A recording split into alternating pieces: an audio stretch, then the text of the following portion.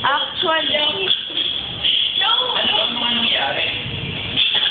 ay kasi kakakwento ko na lang sa'yo mamaya. Nadidelay yung, ang ganda na ng moment eh. Moment na eh. So, nakipag-usap mo sa iyo, pag-pakikita, nakipag-usap siya. Sino yun? Si Tol. Si Tol. Hindi napapatingin siya. Actually, wala akong pakialam kung napapatingin siya. Pero, hindi ko na rin kasi naisip. Ay.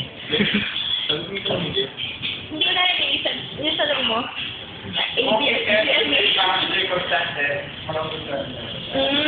Yan na nangyari. Hindi dumating sa Ed sa buhay natin. Tol, si Perse